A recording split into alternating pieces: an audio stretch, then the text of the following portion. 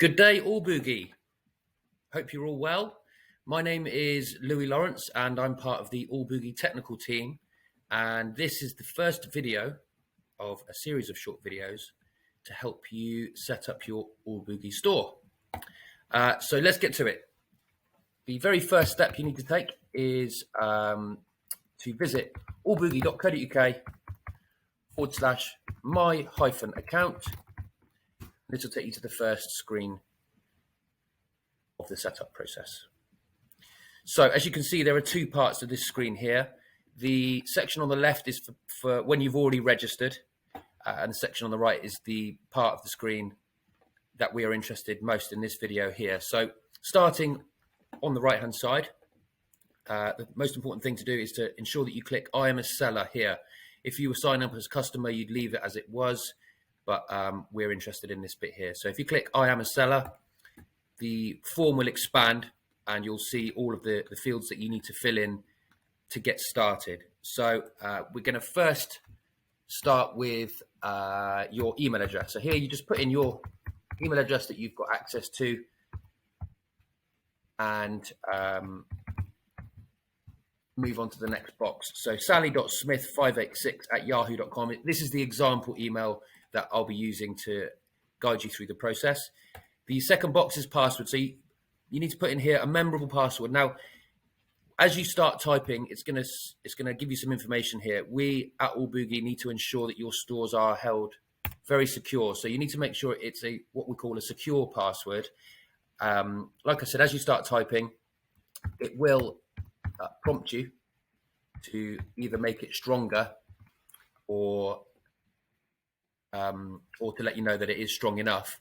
But ideally, like we say, if you go back, it says there that the password needs to be at least 12 characters long. You can make it stronger by using upper and lowercase and or numbers or symbols. So my password here is testy123 $, and that gives you a medium score. Medium is the minimum strength that your password needs to be. Okay, so we'll go ahead and fill in the following couple of boxes that are pretty self-explanatory. So first name, Sally, last name, Smith, and the dance shop name that we're using here is Dance Apparel. Here it should be just the name of your shop, so you can choose whatever that is. Once you click onto the next box, the system will automatically check. It will prompt.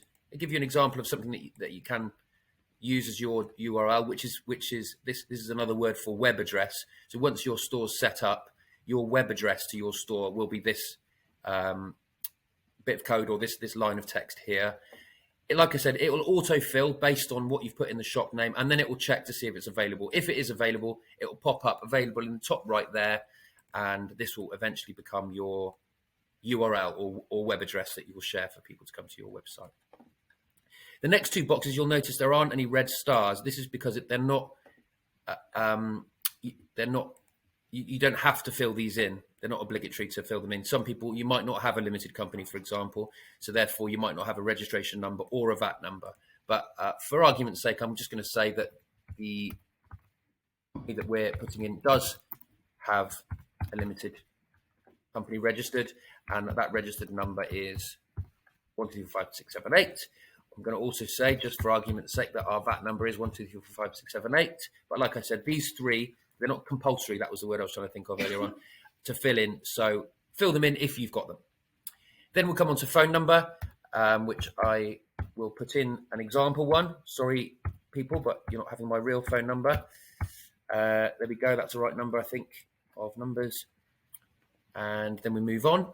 The last bit that we have to do on here is read the seller terms and conditions. This is essentially the agreement that you guys are agreeing to become a seller.